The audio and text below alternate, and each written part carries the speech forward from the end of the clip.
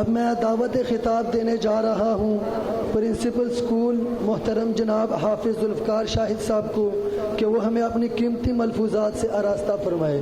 میری مراد جناب حافظ ذوالفقار شاہد صاحب. نحمدہ ونصلی علی رسولہ الکریم. اما بعد فاعوذ باللہ من الشیطان الرجیم. بسم اللہ الرحمن الرحیم. ورتل القرآن ترتیلا. صدق اللہ العظیم.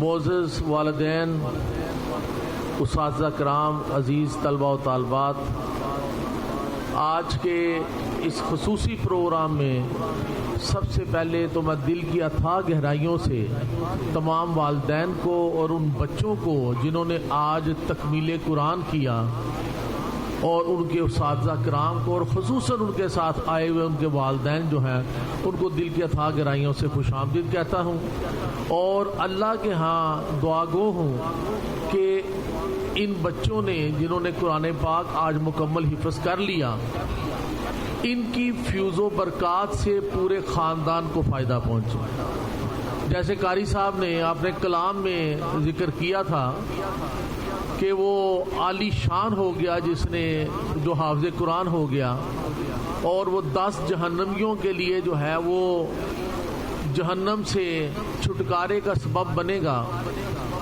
اور والدین کے لیے روز قیامت ایسا تاج ان کو پہنایا جائے گا کہ پتہ چلے گا کہ ان کے بچوں نے حفظ کیا ہوا تھا.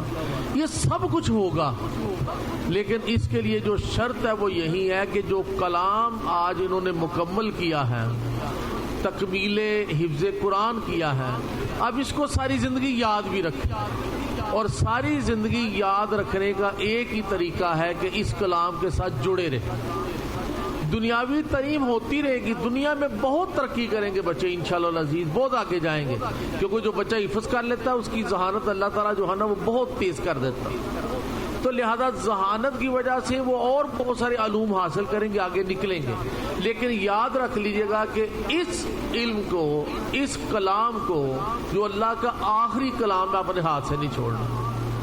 اور اس کے لیے ابھی بچے ہیں، یہ ان کو نہیں پتا، بڑے ولولے ہوں گے، جذبہ ہوگا جی اب ہم جو ہے نا اسکول میں جائیں گے، لہذا اسکول ایجوکیشن حاصل کریں گے. اب یہ بوجھ جو ہمارے اوپر تھا وہ ختم ہو گیا، ٹھیک ہے. تو یہ ذہن سازی بچوں کی کرنی ہے کہ ساری زندگی اس کلام کے ساتھ جڑے رہنا ہے. روزانہ کم از کم ایک پارہ جس طرح منزل سناتے ہیں وہ ضرور سنانی ہے.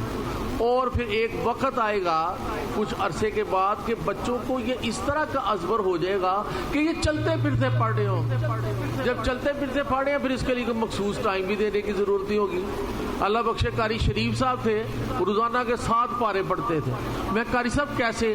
کہتے ہیں موٹر سائیکل پہ اسکول جا رہا ہوتا ہوں تو راستے میں پڑھتا جاتا ہوں، جاتے جاتے ایک پارہ ختم ہو جاتا ہے، ٹھیک ہے نا. اور ریسیس ہوتی ہے جب فارغ ہوتا ہوں پیریڈ میں، اس وقت بھی پڑھ رہا ہوتا ہوں. تو روزانہ 7 پارے انہوں نے نکال لینے، یعنی ایک منزل. قرآن پاک کی 7 منزلیں ہیں تو اس طرح انہوں نے جو پارے نکال لینے. تو یہ اس کے ساتھ جڑے رہنا ہے. جو حفاظ بیٹیاں ہیں کچن کا کام کرتی ہیں، کوکنگ کے دوران کیا کرنا ہے؟ تو کوکنگ بھی ہو رہی ہے اور ساتھ تلاوت بھی ہو رہی ہے. تو کمال ہوگا اس کھانے میں بھی کتنی برکت پڑ جائے گی جس کو پکاتے ہوئے اللہ کا کلام پڑھا جا رہا. تو لہذا یہ بیسیکلی والدین ہے، خوشیاں منائیں، واقعی یہ خوشی کا مقام ہے، ٹھیک ہے نا. ضیافتیں کریں، دعوتیں کریں، بچوں کو انعام و کرام سے نوازیں، سب کچھ کریں. لیکن یاد رکھیں کہ یہ معاملہ نہیں بھولنا کہ بچے کو یہ حفظ جو کیا، یہ جو منزل ہے اس کے ہاتھ میرے ہاتھ سے نہ نکلے.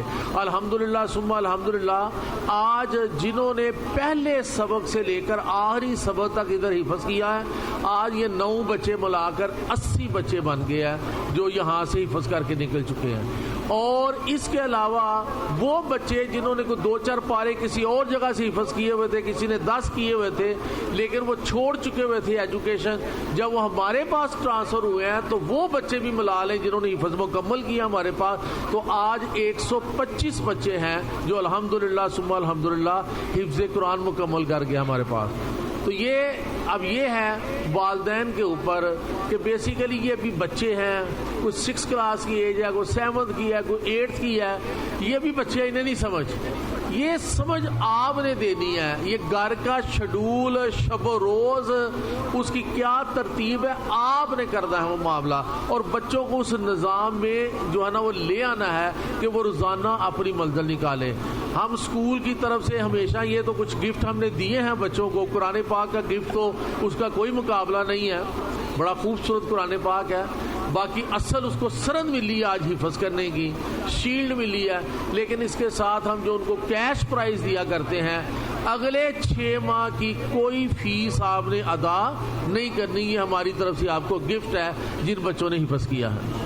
لیکن یہ یاد رہے کہ یہ بھی فائدہ اٹھائیں، ضرور اٹھائیں، لیکن یہ ہے منزل سنانے کے حوالے سے. منزل سناتے رہیں جو ہمیں شوق ہے اور جو ہر بچے کو ہونا چاہیے کہ میں نے منزل یاد رکھ لی. اور مجھے پتا ہے کہ سب سے بڑا المیہ یہی ہوتا ہے کہ وہ بچے منزل بھول جاتے ہیں. یہ کلام ایسا ہے، اگر آپ اس کی طرف 1 قدم بڑھائیں یہ 100 قدم آپ کی طرف آتا ہے، اور آپ اس سے 1 قدم پیچھے ہٹیں یہ 100 قدم پیچھے جاتا ہے آپ سے. یعنی اس کو چھوڑنے کی دیر ہے یہ بھول جائے گا، اور اس کو یاد رکھیں گے تو ساری زندگی یاد رہے گا. اور پھر ظاہر ہے جو اعزاز و اکرام کا نبی پاک صلی اللہ علیہ وسلم نے وعدہ فرمایا ہوا ہے، احادیث میں جو ہمیں ثبوت ملتے ہیں کہ والدین جو ہیں وہ کس طرح اعزاز پائیں گے قیامت والے دن، صرف اس حافظ بچے کی وجہ سے. اور اس حافظ بچے کا جو اپنا معاملہ ہوگا کہ اس کو یہ کہا جائے گا کہ قرآن پڑھتا جا اور جنت کی منزلوں کی سیڑھیاں چڑھتا جا. جتنا اوپر جائے گا، جب تک تو والناس تک نہیں پڑھ لیتا، تیرے درجے جنت میں بلند ہوتے جائیں گے. اس لیے شروع میں نے کہا وَرَتِّلِ الْقُرْآنَ تَرْتِیلًا، اور قرآن کو ٹھہر ٹھہر کر پڑھو. جس طرح بچوں نے یہاں پر سنایا، ان کو یہی عادت ڈالیں.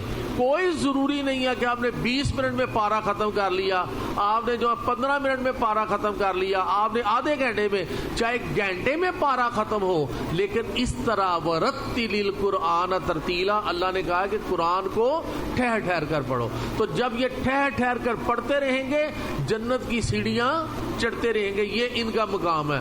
والدین کا اپنا مقام ہے، لیکن اس کے لیے شرط میں وہی کہتا ہوں کہ حافظ بھی ہو، با عمل بھی ہو، حفظ بھی یاد رکھے، اور اللہ کے اور شریعت کے جو باقی قوانین ہیں ان کے اوپر بھی کما حقہ پورا اترے.